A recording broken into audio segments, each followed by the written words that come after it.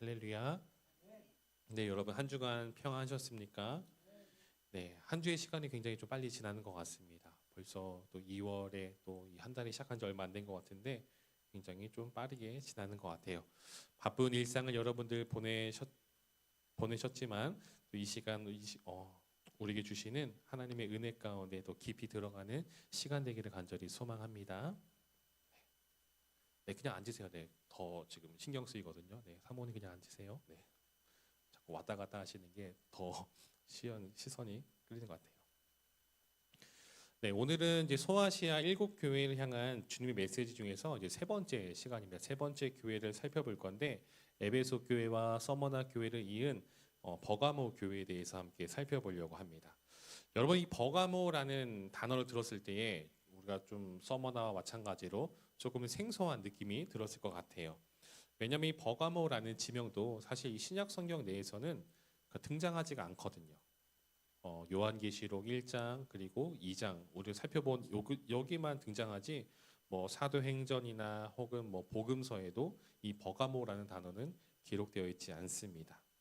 그래서 우리가 오늘날 이 성경을 보는 우리 성도들은 이 버가모라는 지역이 좀 생소하기 때문에 이 도시가 어떤 도시인지 뭐 이게 어떤 역할을 감당했는지 왜 여기에 하나님 예수님께서 메시지 전하신 건지 우리는 좀 잘 알지는 못하고 좀 생소하지만 하지만 이 편지가 쓰여진 당시 그러니까 사도 요한이라든지 혹은 사도들이 많이 활동하던 시대 때에 이 버가모라는 도시는 로마 제국 내에 사는 사람이라면 누구나 다 알고 있는 도시였다라고 해요. 매우 잘 알려진 도시입니다. 이게 버가모는 에게해, 그러니까 그리스와 이 튀르키예 사이에 있는 이 에게해에서 내륙으로 한 24km 좀 떨어진 곳에 해발 약 한 300m 정도, 그러니까 조금은 언덕에 있는 거기에 건설된 도시라고 해요. 인구는 약 한 15만 명에서 한 20만 명 정도로 그 당시에는 굉장히 많은 사람들이 좀 살고 있었던 도시입니다. 그리고 이전에 뭐 에베소 교회나 서머나 교회를 제가 살펴볼 때 좀 언급했었는데 이 버가모라는 도시는 그 당시에 이제 이 소아시아 지역에서 굉장히 큰 도시였던 이 에베소와 경쟁 관계에 있는 도시였습니다. 그러니까 왜 두 도시가 경쟁 관계에 있었냐면은 먼저 이 버가모는 역사가 좀 오래된 도시는 아니었어요. 그러니까 좀 역사가 뭐 교통이 좋거나 뭐 그런 곳은 아니었기 때문에 오래전부터 막 고대로부터 도시가 발전된 곳은 아니었는데 어느 한 이 아탈리드라는 왕조 뭐 중요하진 않아요. 한 왕조가 이곳을 수도로 삼으면서 도시를 지었고 그렇게 쭉 독립된 왕국을 유지하다가 한 왕이 죽으면서 유언을 남긴 거예요. 이제 나의 왕국 내가 죽고 나면은 이 나라를 로마에게 바쳐라. 우리는 로마에게 들어가라. 뭐 이렇게 유언을 남겼습니다. 그래서 이 나라와 이 도시가 로마 제국으로 이제 편입을 하게 됩니다. 그래서 로마는 이 도시의 어떤 이 충성심을 높게 사가지고 이 소아시아 전체 지역을 전체 지역의 수도로 삼아요. 버가모를 수도로 삼습니다. 그러니까 이 버가모라는 곳이 이 소아시아, 그러니까 오늘날 이 튀르키예 지역을 관장하는 이 중심지, 행정의 중심지로 이제 로마가 그렇게 삼았는데 그런데 아까 말씀드렸듯이 이 도시가 뭐 교통이 좋은 것도 아니고 뭐 옛날부터 많은 사람들이 모였던 곳은 아니라고 말씀드렸잖아요. 그래서 시간이 지나니까 로마는 이 아시아 속주의 어떤 이 도시들을 재정비하면서 수도는 이 버가모로 잡았지만 뭐 경제, 뭐 상업, 뭐 이런 사회적, 문화적 이런 것들을 이제 신흥 도시인 에베소, 원래부터 도시였었던 이 에베소 지역으로 많이 좀 이전을 시킵니다. 그래서 실제적으로 이 아시아 지역의 수도는 버가모였지만 하지만 실제적인 역할을 감당하는 것은 에베소라는 거예요. 그러다 보니까 이 두 도시의 관계는 어떨까요? 그러니까 이전의 영광과 현재 영광으로 이제 나뉘게 되는 거예요. 그러니까 버가모 사람들에게 있어서는 자부심이 있었죠. 우리가 이 아시아 지역, 이 소아시아 지역의 수도로서, 그러니까 마치 이 서울 시민과 같은 그 부심 이런 것처럼 서울 부심처럼 나는 이 버가모 시민으로서 이 소아시아 지역의 수도에 사는 사람이라는 자부심이 있었는데, 근데 에베소 사람들 어떻습니까? 이제는 우리가 중심이야. 이제는 우리 도시가 많은 사람들이 몰리고 로마도 우리를 주목하고 있어. 이제는 우리가 이 소아시아의 중심이다라는 이제 신흥 세력으로 급부상하고 있는 상황이었어요. 그러니까 버가모 입장에서 보게 되면은 이제 상황이 점점 이들은 이빨 빠진 호랑이가 되고 있는 거예요. 그러니까 명목상은 수도라고 하지만 여전히 그들에게는 점점 더 힘이 빠져가고 있고 많은 이 중심적인 역할들은 에베소라는 도시가 다 가져가고 있는 상황이었습니다. 그러면 어떻게 됩니까? 이들이 과거의 영광을 다시 되찾기 위해서 어떤 수단을 방법을 사용해야 되지 않겠습니까? 이들이 선택한 방법은 무엇이냐면은 서머나가 했었던 것처럼 이 도시도 황제의 마음을 사로잡기 위해서 황제 숭배에 열심을 내기 시작합니다. 황제폐하 보십시오. 우리가 당신을 위해서 이렇게 온 도시의 온 시민들이 온 마음을 다해서 황제를 숭배합니다. 라는 것을 보여주기 시작해요. 서머나가 황제 숭배를 가장 먼저 시작한 도시였다면, 그리고 그 황제 숭배의 그 황제는 이제 우리가 흔히 아는 시저 카이사르를 위한 신전을 지었다면은 이 버가모는 한술 더 떠서 그 당시에 살아 있었던 황제인 이 아우구스투스를 신으로 숭배합니다. 살아있는 황제예요. 죽은 황제가 아니라 살아있는 황제를 신으로 숭배하고 그 이후에도 뭐 트라이아누스, 뭐 칼리굴라, 뭐 그 황제들이 새로 올 때마다 그들을 위한 신전을 계속해서 지으면서 충성을 보여줍니다. 지난주에 살펴본 이 서머나도 황제 숭배의 열심인 도시였는데 그것을 통해서 로마의 이쁨을 받고 자치권과 시민권을 부여받았죠. 근데 버가모도 이 황제 숭배에 열심을 냅니다. 그럼 여러분 로마가 볼 때는 어떻습니까? 죽은 이 카이사르뿐만 아니라 아우구스투스 살아있는 황제를 위한 신전도 지어요. 굉장히 좀 이뻐 보이겠죠. 모든 식민 도시들은 이 버가모를 본받아서 이렇게 살도록 하여라 라는 그런 엄청난 또 혜택과 이것을 누리게 됩니다. 그래서 이 버가모는 그 도시가 살아남기 위해서 이 도시에 살고 있는 사람들에게 황제 숭배를 의무적으로 시행할 것을 이제 제정을 하고 사람들에게 강제적으로 황제 숭배를 시킵니다. 그러니까 어느 도시보다도 적극적이고 체계적으로 황제 숭배를 시행했다라고 해요. 그러니까 어떻게 보면은 서머나보다 더 과잉 충성이지 않을까 싶을 정도로 극단적으로 황제 숭배에 공을 들이는 모습을 보이고 있습니다. 그리고 이 도시는 버가모는 황제 숭배만 한 것이 아니라 거대한 이 제우스 제단을 쌓고 제우스 신전도 마련해서 수많은 신들의 신전이 이 도시에 있었다라고 해요. 그러니까 우상 숭배, 여러 신들을 섬기는 모습이 그 도시에 산적해 있었고, 그리고 그것이 의무화되어 있던 도시입니다. 그리고 이 도시에는 뭐 대도서관도 있었다고 하고 뭐 20만 권 이상의 책이 있을 정도로 그 당시에 굉장히 큰 도서관이 있었다라고 해요. 그러니까 무슨 말이냐면은 이제 문화적으로나 종교적으로나 이 도시가 다시금 그 부흥을 하기 위해서 굉장히 애를 썼다라는 거예요. 온 시민들이 하나로 뭉쳐서 그 영광을 되살리게끔 열심히 노력한 도시였다라고 합니다. 그러니까 대략 여러분 버가모가 어떤 도시였는지 조금은 짐작해 볼 수가 있으시죠? 그러니까 서머나와 비슷하게 황제 숭배가 중심 도시인데 이 서머나라는 도시가 좀 순한 맛이었다면은 이 버가모는 매운 맛이에요. 더 극심한 황제 숭배를 하고 있습니다. 그러니까 이 말이 무슨 말이냐면은 버가모에 살고 있는 그리스도인들, 이 성도들의 삶이 그만큼 서머나에 비해서 더 힘든 삶을 살고 있다라는 겁니다. 이 버가모를 향해서 이 버가모 교회의 성도를 향해서 주님께서 말씀하시죠. 오늘 본문 한번 볼까요? 12절에 보게 되면은 주님께서 이 버가모 교회를 향해서 자신을 이렇게 소개합니다. 어떻게 소개합니까? 버가모 교회 사자에게 편지하라. 좌우에 날선검을 가지신 이가 이르시되 좌우에 날선검을 가지고 있다라고 말하죠. 왜 주님은 갑자기 이 버가모 교회 성도들에게 자신을 소개할 때에 좌우에 날선검을 가진 분으로 자신을 소개하고 있는 것일까요? 당시 이 버가모에는 이 버가모가 소아시아 주의 수도라고 했었죠. 수도 역할을 감당했다라고 했었죠. 그래서 이 도시에는 이 소아시아 전체를 관장하는 총독이 거주하고 있었습니다. 근데 이 총독에게는 버가모의 총독에게는 뭐가 있었냐면 검의 권세라는 것이 있었다라고요. 검의 권세. 이게 굉장히 큰 권력인데 바로 무엇이냐면 재판권이에요. 재판권. 그러니까 사람들의 재판을 하고 너 죄가 유죄, 무죄 할 수 있고 단순히 재판만 하는 것이 아니라 더 나가서 이 검의 권세에는 무엇이냐면은 사형권도 있었다라고 해요. 너 유죄 그리고 너는 사형이야. 그러면 이 사람은 사형을 당하는 거예요. 굉장히 큰 권세인 거죠. 그 당시 로마 제국 안에서 이 총독이라는 한 사람이 가지고 있는 권세, 한 사람의 다른 사람의 생명을 좌지우지할 수 있는 엄청난 권세, 이 검의 권세를 그가 가졌다라는 거예요. 우리가 중세 영화 여러분 보신 분들 좀 기억하실지 모르겠어요. 왕의 어떤 전쟁에 나가는 어떤 사령관이나 혹은 어떤 영지에 부임하는 영주를 임명할 때 어떻게 합니까? 무릎을 꿇으라 한 다음에 검을 어깨에 딱 대고 내가 너에게 뭐 권한을 주노라 이렇게 어깨에다 딱 이렇게 하면은 그 신하가 이제 딱 무릎 꿇고 이제 그 칼을 딱 받고 그 칼을 가지고 전쟁터에 나가서 왕을 대신해서 명령을 내지 않습니까? 그러니까 이 검이라는 이미지는 뭐예요? 황제로부터 그 권한을 위임받아 가지고 황제를 대신해서 행하는 거예요.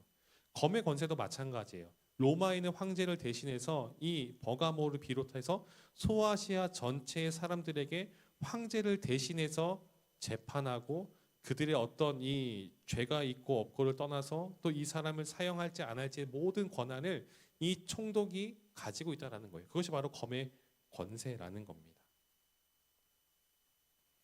그런 배경 속에 살아가던 버가모 교회 성도들에게 주께서 하시는 말씀이 무엇입니까? 좌우에 날이 서 있는 이 바짝 서 있는 검을 누가 가지고 있어요? 버가모에 살고 있는 그들을 다스린 총독에게 있는 것이 아니라 바로 나에게 있다라는 거예요. 주님께 바로 그 권세, 그 검의 권세가 더 큰 그 검이 우리 예수님께 있다라고 지금 말하고 있는 겁니다. 버가모 사람들은 이 아시아주에 살고 있는 수많은 사람들은 바로 총독이 검의 권세를 가지고 있고 그가 이 지역의 실세라고 말하지만 우리 주님은 그 검의 권세는 바로 자신에게 있다라고 말씀하십니다. 바꿔 말하면 권세는 총독이 아닌 황제가 아닌 오직 예수 그리스도께 있기 때문에 총독이 다스리는 또 황제가 통치하는 제국에 살고 있는 그리스도인들은 누구를 두려워해야 됩니까? 눈에 보이는 권세인 그 버가모 총독이 아니라 황제가 아니라 그들보다 크고 위대하신 우리 주님을 두려워하고 그 주님이 바로 나와 함께 한다는 사실을 기억하라는 거예요. 12절에 기록된 이 한 구절, 이 단 한 구절만 읽었을 때의 그 버가모 성도들이 받는 위로는 얼마나 크겠습니까? 그 권세 앞에 많은 사람들이 두려워하지만 진짜 권세는 그들에게 있는 것이 아니라 바로 내가 믿는 우리 주님께 있다라는 것이죠. 그 주님께서 에베소 교회와 서머나 교회에 하신 것처럼 마찬가지로 버가모 교회에 내가 알고 있다라고 말씀하십니다. 무엇을 아십니까? 13절 앞부분을 보면은 이렇게 말씀을 하세요. 내가 어디에 사는지를 내가 아노니. 주님은 버가모 교회 성도들에게 너희들이 지금 어디에 살고 있는지 내가 알고 있어라고 말해요. 이들이 살고 있는 것이 어디입니까? 버가모죠. 버가모예요. 그런데 주님은 이 버가모 이 도시를 어떻게 표현하시냐면은 이어서 이렇게 말씀하세요. 거기는 사탄의 권자가 있는 데라. 사탄의 권자가 있는 곳이다. 그리고 내가 그 도시에 살고 있는 것을 내가 알고 있어 라고 말씀하십니다. 여러분 권자가 무엇입니까? 다스리는 자들이 앉는 자리가 바로 권자이지 않습니까? 왕이 앉아있고 총독이 앉아있는 자리가 권자예요. 버가모를 가리켜 사탄의 권자가 있는 곳이다라고 한다는 것은 이 도시가 그 당시 영적으로 어떤 곳인지를 극명하게 보여주고 있는 것이죠. 아까 말씀드렸잖아요. 서머나가 순한 맛이었다면 버가모는 매운맛이라고. 주님 말씀하시잖아요. 사탄의 권자가 있는 곳이다. 버가모는 우상 숭배 그리고 그 중에서도 황제 숭배의 중심이면서 심장부였습니다. 여러분 이 도시를 살아가는 그리스도인들은 어떤 삶을 살았겠습니까? 이 황제 숭배가 의무예요. 무조건 해야 되는 상황이었어요.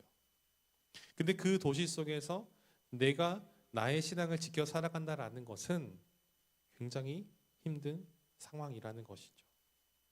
서머나 교회에는 주님께서 장차 고난이 임할 것이다 라고 말씀하셨는데 이 도시는 이미 고난과 환난 가운데 있습니다. 13절을 이어서 보면은 주님께서 이렇게 말씀하세요. 내가 내 이름을 굳게 잡아서 내 충성된 증인 안디바가 너희 가운데 곧 사탄이 사는 곳에서 죽임을 당할 때에도 나를 믿는 믿음을 저버리지 아니하였도다. 이미 성도들 중에 버가모 교회 성도들 중에서 이 안디바라고 하는 사람이 순교를 당했어요. 이 안디바라는 이름은 그 당시에 조금은 흔한 이름이어서 이 사람이 누구인지 특정할 수는 없는데, 하지만 이 안디바라는 사람을 주님께서 뭐라 말씀하시냐면은 나의 충성된 증인이라고 말해요.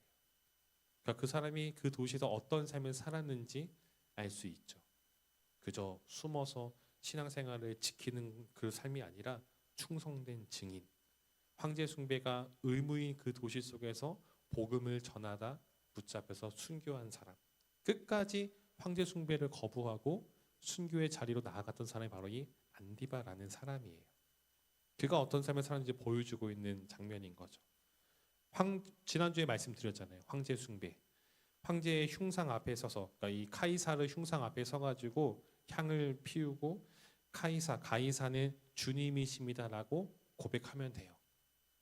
이 한마디 하면은 364일은 그 누구도 이 사람이 어떤 종교를 믿든 어떤 신을 믿든 터치하지 않아요. 그냥 1년에 단 하루, 단 한 번 그 흉상 앞에 서가지고 카이사르는, 로마의 황제는 주님이십니다. 로마 황제는 신입니다. 이 말 한마디만 하면 됐어요. 몇 분 걸리지 않아요. 뭐 5분, 10분도 안 걸리겠죠. 그 10분만 얘기하면은 나머지 1년 364일은 아무런 위협이 없어요. 그렇지만 안디바는 이 고백을 거부했다라는 것이죠. 예수 그리스도만이 주님이십니다. 그는 이 고백을 하였고 사탄의 권자가 있는 그 도시에서 순교하였습니다. 그리고 주님은 이 안디바의 순교를 분명히 기억하고 계시죠. 그런데 이렇게 순교자가 나올 만큼 정말 아름답게 신앙생활을 정말 처절하게 지켜왔던 이 버가모 교회인데, 주님께서는 이 버가모 교회를 향해서 몇 가지 책망을 하십니다. 첫 번째는 무엇입니까? 바로 발람의 교훈을 지키는 자들이 있었다고 말씀하시고, 두 번째는 니골라당의 교훈을 지키는 자들이 있었다라고 말합니다. 여러분, 발람의 교훈, 발람이란 사람은 아마 성경을 좀 읽어보신 분들은 좀 익숙한 이름일 거예요. 이 발람의 교훈, 이 발람이란 사람은 민수기 22장에서 25장에 보면은 나오는데요. 이 발락이라는 사람이 나요. 발락이라는 사람이 이 이스라엘 백성들이 출애굽해서 이제 가나안 땅 향해 가는, 이제 광야를 벗어나서 40년이 끝나고 가나안 땅 향하는 그 여정 가운데에 자신의 나라의 그 영토를 지나가는 것을 거절합니다. 거부해요. 우리 땅에 지나갈 수 없어라고 거절하고, 그 다음에 이 발람이라고 하는 이 마술사 선지자를 불러다가 저 민족을 저주하라라는 요청을 하게 됩니다. 뭐 자세한 내용은 그냥 여러분들 아시니까 넘어가고, 그 후에 민수기 25장 1에서 3절을 보게 되면은 이스라엘 이 남자들이 이방 여인들과 이제 관계를 맺고 모압 신들에게 제사를 드린 장면이 등장하게 돼요. 이 구절에서는 이 발람이 어떻게 일했는지는 나와 있지 않는데, 그 후에 민수기 31장 16절에 보게 되면은 이 이스라엘 남자들이 이방 여인들과 행음을 하고 그들 모압 신들에게 경배했다라는 것은 바로 발람에게로 말미암았다라는 기록이 남아 있습니다. 즉 발람의 교훈이 무엇이냐면은, 발람은 이스라엘 백성들을 하나님의 은혜로부터 이제 이끌어내기 위해서, 그러니까 은혜로부터 벗어나게 하기 위해서 그들로 하여금 죄를 짓게 만든 거예요. 그리고 이스라엘은 이 일로 인해서 많은 사람들이 죽임을 당하게 됩니다. 큰 고난을 당합니다.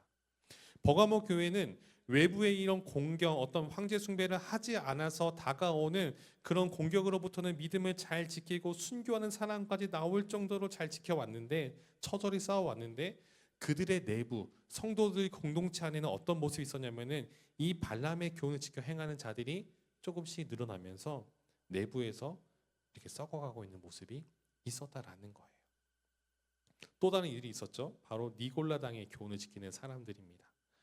이 니골라 당에 대한 이야기는 에베소 교회를 설명할 때 잠깐 말씀드렸는데, 뭐 정확히 이들이 누구인지는 알 수 없지만 이 학자들 중에서 한 이 의견을 좀 채택해서 제가 말씀을 드렸죠. 그러니까 니골라 당을 좀 풀이하면은 승리의 사람들이라고 해서, 쉽게 말하면 자수성가한 사람들, 그러니까 그 도시 속에서 정말 경제적으로 부를 축적한 사람들, 승리한 사람들이 바로 니골라 당이에요. 그런데 이 말이 교회 내에서 사용했던 어떤 뉘앙스를 쓰였냐면은 비꼬는 말입니다. 그 당시 이 사회 속에서 그리스도인들이 부를 축적하기 위해서 사람들이 그 도시에 살아갈 때 부를 축적하거나 부자가 되거나 승리하기 위해서 어떻게 됩니까? 관계를 잘 쌓아야 되고 그들의 어떤 이방의 어떤 신들을 숭배하는 그 우상에게 절하는 그런 문화에도 참여를 해야 하는 그런 모습들. 그러니까 신앙적인 면과 세상적인 면 이 양면에 발을 다 디디고 이제 양다리를 걸치는 거예요. 하나님도 믿고 그다음에 이 주변 안 믿는 사람들과의 관계 속에서 그들과 함께하기 위한 그들의 문화에도 적극적으로 참여하는 그런 모습들. 그러니까 두 주인을 섬기는 모습이 있었다라는 것이고 그것이 바로 니골라 당의 모습이라는 거예요. 에베소 교회는 이 니골라 당의 이 따르는 사람들의 행위를 미워하고 그들을 배격했습니다. 그들을 교회 안에서 쫓아냈어요. 그걸로 말미암아 하나님 주님께 칭찬을 들었죠. 그런데 버가모는 어떻습니까? 버가모 교회는 이 니골라 당의 교훈을 지키는 자들 그들을 따르는 사람이 있었다라고 합니다. 근데 한편은 이해가 되기도 해요. 황제 숭배를 의무화시킨 도시에서 살아가려면 어떻게 됩니까? 내가 신앙생활하고 내가 삶을 살기 위해서는 1년에 하루 정도는 가히 사는 주님이다라고 고백하는 게 나을 수도 있어요. 일단은 생명을 보존해야 되니까. 그냥 내 마음은 그렇지 않지만 내 마음 속에는 오직 예수님만이 나의 주님을 고백하지만 그냥 입으로는 그냥 잠깐 한 5분, 10분 정도 가히 사는 주님이다라고 고백하고 나머지 364일을 정말 하나님께 예배하면서 신실하게 지키는 사람도 있었을 겁니다. 이것이 바로 니골라당의 교훈을 지키는 자들의 생각이라는 것이죠. 그렇지만 이것은 이들의 생각이라는 것이죠.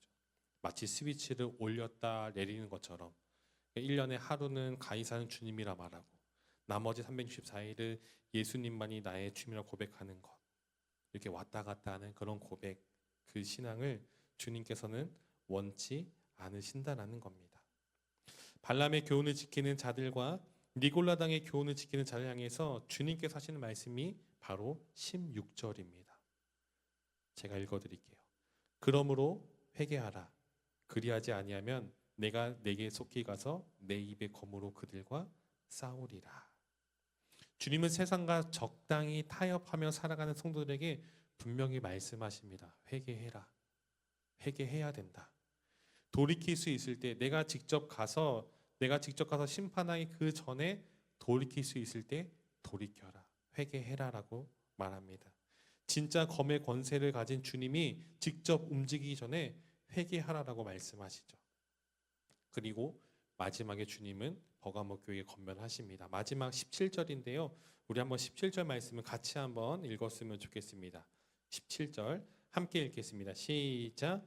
귀 있는 자는 성령이 교회들에게 하시는 말씀을 들을지어다. 이기는 그에게는 내가 감추었던 만나를 주고 또 흰 돌을 줄 터인데 그 돌 위에 새 이름을 기록한 것이 있나니 받는 자 밖에는 그 이름을 알 사람이 없느니라. 아멘. 주님은 끝까지 믿음을 지키는 자들에게 두 가지를 약속하십니다. 감추었던 만나를 주신다 말씀하시고 새 이름이 기록된 흰 돌을 주겠다라고 말씀을 하시죠. 자, 먼저 감추었던 만나는 무엇일까요? 여러분, 만나가 무엇인지 잘 아시죠? 이스라엘이 출애굽하고 광야에 40년의 시간을 보낼 때에 하나님께서는 그들에게 양식을 주십니다. 그러니까 뭐 아무것도 없는 이 광야에서 음식을 어떻게 구할 수가 있겠습니까? 그들이 어떻게 뭐 씨앗을 뿌릴 수 있는 상황도 아니고 농사를 지을 수 있는 것도 아니에요. 그저 구름 기둥과 불 기둥이 가라 하면 가야 했고 멈추면 그곳에 뭐 몇 날이고 며칠이고 뭐 한 달이고 두 달이고 멈춰 있었어야 돼요. 그저 구름 기둥과 불 기둥만 보면서 따라서 40년을 그들은 곧 살았습니다. 근데 그들이 배고프고 줄일 때 주님께서 하나님께서 무엇을 주십니까? 매일 아침 지면에 이 만나를 덮이시고 그들은 그 만나를 거두어다가 그것으로 과자를 만들어 먹기도 하고 떡을 만들어 먹기도 하였습니다. 이 만나는 그들이 가나안 땅에서 첫 수확을 하던 그때까지 매주 안식일만 제외하고는 매일같이 어김없이 그들 가운데 주신 하나님의 은혜였고 양식이었습니다. 근데 주님은 성도들에게 왜 이 감추인 만나를 주시겠다라고 말씀하시는 것일까요? 여러분, 이 만나는 14절에 기록된 이 발람의 교훈을 지키는 자들이 먹는 우상의 제물과 대비되는 거예요. 버가모는 계속 말씀드리고 있죠. 황제 숭배를 비롯하여 여러 신들을 섬기는 도시였는데 복음을 알지 못하는 사람들에 있어서 이 황제를 숭배하고 우상을 섬기는 것은 굉장히 당연스럽고 자연스러운 일이었습니다. 그들의 일상이에요. 근데 이들과 부대끼면서 그들 안에 어쨌든 삶을 살아가고 정말 그 경제적인 활동을 하기 위해서는 어떻게 됩니까? 그 사회에서 살아남기 위해서는 그들과 관계를 잘 맺기 위해서는 그들의 문화에 동참해야 할 때도 있었을 거예요. 그러니까 살아남기 위해서 어쩔 수 없이 그 문화에 참여하는 것이죠. 그러니까 여기서 말하는 이 우상의 제물, 이 발람의 교훈을 따르는 자들이 행했던 이 우상의 제물은 정말로 그들이 먹는 육의 양식으로도 볼 수 있고 또 세상과 타협하게 만드는 수단으로도 볼 수가 있습니다. 예전에도 설교 시간에 잠깐 언급한 적이 있는데 이제 좀 천국에 가신 저희 아버지가 잠깐 하면은 저희 아버지가 하셨던 일은 이제 이 통신선로 그 공사를 하는 이제 현장 사무소의 이제 소장님으로 이제 계셨었어요. 그러니까 이제 통신선로 하면 이제 인터넷선이나 전화선 이런 것들을 이제 입찰을 받아가지고 이제 하청업체죠. 입찰을 받아가지고 그것을 이제 공사를 하고 뭐 공사비를 다 이제 나눠주고 나면 남은 돈은 이제 저희 아버지가 이제 임금으로 이제 받아오는 그런 상황이었습니다. 뭐 정확히 저는 어릴 때라 뭐 중학교 고등학교 시절에 잘 모르는데 저희 아버지가 나중에 간증 교회에서 이제 간증을 하시면서 그때 들어서 그 내용을 좀 말씀을 드리는 거예요. 그러니까 하청 업체다 보니까 어떻습니까? 이제 원청 또 그 입찰을 주는 그 업체와의 관계를 잘 맺어야 되겠죠. 감독관이라든지 또 실무자들과의 관계를 잘 가져야 했어요. 그래서 그분들과 술자리도 많이 접대를 해야 되죠. 술자리도 많이 가졌어야 됐고 또 그들과 화투도 쳐야 됐었고 포커도 쳐야 됐었고 그런 일들이 참 많이 있었다라고 해요. 그때 저희 아버지는 신앙생활을 하고 계셨고 저희 아버지도 모태신앙이었거든요. 그리고 교회 안수 집사님이었던 시절입니다.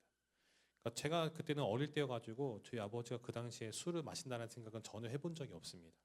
그러니까 철저히 아들들에게는 비밀로 하고 이제 그 직장에서 그 현장에서 그분들을 만날 때 그런 일들을 했다라고 하시더라고요. 근데 그렇게 이제 사회생활을 하셨던 저희 아버지인데 어느 날 이제 아버지가 이제 제자 훈련을 받고 큰 은혜를 받으면서 이제 신앙적인 굉장히 큰 터닝 포인트가 찾아왔습니다. 그러다 보니까 충돌이 일어난 거예요. 그리스도에서 어떻게 살아가야 되는지를 이제는 내가 깨달았는데 하지만 일터에서의 그런 모습 그리고 교회 안에서의 모습이 충돌이 일어나는 거예요. 그러니까 좋은 관계를 잘 쌓아야 공사도 원활하게 잘 진행할 수 있고 입찰을 따는 것에 있어서도 점수도 조금 더 좋게 받을 수 있는 그런 것을 위해서 지금까지 접대하면서 술자리를 가져가면서 그분들의 비위를 잘 맞추고 그분들을 잘 이렇게 기분을 잘 이렇게 막 했었던 그런 모습들이 있었는데 근데 그 충돌이 일어나게 되고 그리고 결단을 하였습니다. 그분들한테도 가서 또 다른 현장의 소장님들하고 그분들에게 가서 더 이상 술자리와 화투, 포커 등 이런 접대는 하지 않겠다라고 이제 결단을 하시고 그렇게 얘기하셨다라고 해요.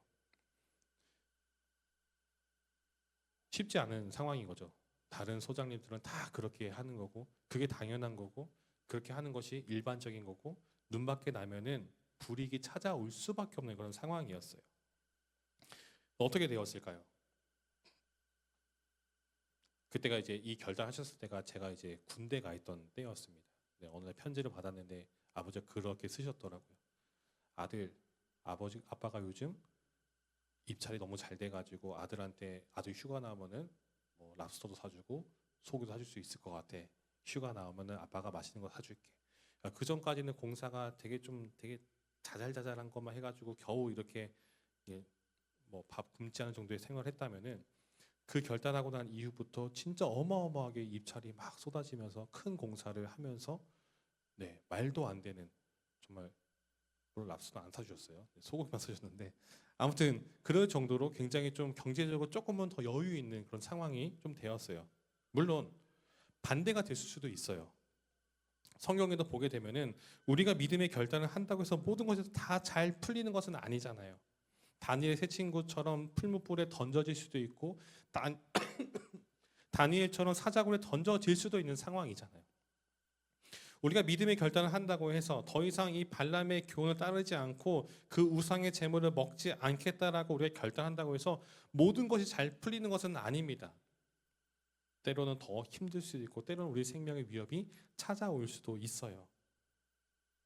하지만 초대교회 수많은 성도들은 이 순교의 자리로 기꺼이 나아갔고 그들의 다가오는 이 불의 가운데에 그들은 그렇게 믿음을 지켜 나아갔다라는 거예요. 그리고 주님께서 우리의 이러한 결단을 원하신다라는 것이죠. 세상이 주는 달콤한 우상의 제물을 먹는 것을 거부하는 결단이 있어야 한다라는 겁니다. 버가모 교회 성도들 중에서 이렇게 우상의 제물을 먹는 그들을 따라가는 성도들은 왜 그랬을까요? 그들은 눈에 보이는 육의 양식을 쫓아간 것이죠. 하지만 이에 반해서 여러분 만나는 어떻습니까? 주님은 만나를 표현하실 때 감추인 만나라고 하세요. 하나님이 주시는 양식은 그들 눈에는 보이지 않게 감추셨다라고 해요. 우리의 육안으로는 이 만나가 안 보일 수도 있어요. 매일 우리에게 공급하신 그 주의 은혜가 안 보일 수 있고 안 느껴질 수가 있습니다. 오히려 우리 눈에는 눈앞에 있는 우상의 제물이 보이고 그것이 더 먹음직스럽고 탐스럽게 보일 수도 있습니다. 그렇지만 우리 그리스도인들이 붙잡아야 할, 그리스도인이 추구해야 할 양식은 무엇입니까? 눈에 보이는 우상의 제물이 아닌 하늘의 양식, 주께서 내리시는 그 일용할 양식인 만나를 붙잡아야 한다라는 거예요. 그것이 우리 눈에는 당장 보이지 않는다 할지라도 말이죠. 그리고 주님께서 만나와 더불어 무엇을 주십니까? 흰 돌, 새 이름이 기록된 흰 돌을 주신다고 말씀하죠. 이 흰 돌은 무엇이냐면 고대의 법정에서 이제 뭐 무죄냐 유죄냐 할 때 이제 배심원들이 여러 배심원들이 앉아 있을 때 이제 의견을 모을 때에 결정하는 거예요. 아, 이 사람이 유죄인 것 같으면은 검은 돌을 던지고 이 사람이 무죄라고 생각하면은 흰 돌을 던져서 다수결로 이제 그 판결을 내리는 그게 바로 흰 돌과 검은 돌입니다. 앞서 버가모에 이 아시아주를 다스린 총독이 있었다고 말했죠. 그 총독에게는 황제로부터 부여받은 검의 권세가 있었고 검의 권세에는 재판권과 그리고 사형권 여러 가지 이 권세가 있었다라고 말씀을 드렸어요. 이 아시아주에 있어서 이 흰돌과 검은돌은 총독과 더불어 그가 세운 관리들에게 주어진 권한입니다. 그들이 흰돌을 던지면 무죄가 되는 것이고 그들이 검은돌을 던지면 유죄가 되어서 형벌을 받고 심지어는 생명을 잃게 되는 거예요. 그런데 주님께서는 이 흰돌을 언급하십니다. 끝까지 이기는 자들에게는 하늘의 양식인 만나를 주시며 또한 그들에게는 무죄의 상징인 흰돌을 그들의 이름을 새겨서 주신다라고 말하고 있습니다. 이것의 의미가 무엇일까요? 우리 주님께서 마지막 때에 우리를 위해 변호하시는 것이죠. 너는 죄가 없다. 너는 무죄야. 사탄이 아무리 참소하고 저놈은 저 사람은 정말 이 땅에 살아갈 때 때론 교회도 빼먹었고요. 때로는 하긴 원치 않는 행동도 했었고요. 정말 다른 사람들을 시기하고 질투하고 싸우고 정말 공동체를 갈라지게 하고 정말 교회에 도움이 되는 것이 아니라 너무도 힘들게 하는 정말 나쁜 놈이라고 참소를 하지만 그때 주님께서는 어떻게 하십니까? 그 흰돌에 우리의 이름을 새기셔가지고 끝까지 이기는 자들의 이름을 새기셔가지고 그래도 너는 무죄야라고 말씀하신다라는 겁니다. 의롭다 칭한다라는 것이죠. 이렇게 의롭다 칭함을 받는 사람들이 누리는 은혜가 무엇입니까? 서머나 교회에 주신 말씀처럼 둘째 사망의 해를 받지 않는 것입니다. 여러분 끝까지 믿음을 지키다 보면 안디바라는 사람처럼 순교당할 수도 있어요.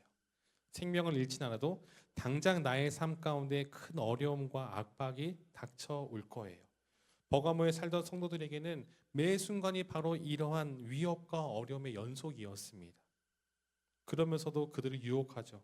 단 하루만, 단 몇 분만 가이사가 주님이라고 고백한다면 조금만 숙이고 타협한다면 아무런 어려움이 없을 거라는 유혹을 합니다. 그리고 많은 성도들이 이 유혹에 넘어가고 있었어요. 발람의 교훈을 지키기도 했었고 니골라당의 교훈을 따르는 자가 되기도 했습니다. 사랑하는 성도 여러분, 오늘 주님께서 말씀하시는 이 버가모 교회 향한 이야기는 1세기 버가모라는 지역에 살고 있었던 성도들에게만 일어났었던 일이 아니에요. 2026년 이 땅을 살아가는 오늘 우리에게도 얼마든지 일어날 수 있는 일입니다. 모양은 바뀌었지만 여전히 우리에게 신앙의 타협을 강요하고 유혹하는 일들은 얼마든지 찾아온다라는 겁니다. 여러분, 이 유혹 속에서 우리는 어떻게 반응하고 있습니까? 잠깐 눈 한번 질끈 감으면, 잠깐 우리의 무릎을 잠깐 숙였다가 굽혔다가 펴면 모든 게 잘 풀릴 것 같고 조금은 더 편한 길을 걸을 것 같지만, 여러분, 하지만 그 선택을, 그 과정을 누가 지켜보고 있습니까? 우리 주님이 지켜보고 있다는 사실을 기억해야 합니다. 주님은 버가모 교회 성도들과 더불어 우리에게도 말씀하십니다. 회개하라. 그리고 끝까지 이겨라. 눈에 보이는 달콤한 유혹을 쫓는 것이 아니라 당장 눈에 보이지 않지만 하나님께 주시는 만나를 구하는 삶을 살 것을 말씀하십니다.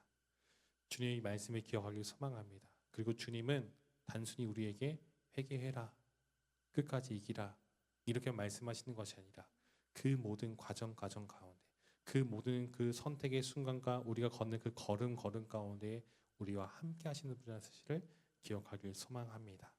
끝까지 믿음을 선택하고 또 끝까지 그 믿음을 붙잡고 나아가는 모습이 우리 모두의 있기를 주님의 이름으로 간절히 축원드립니다.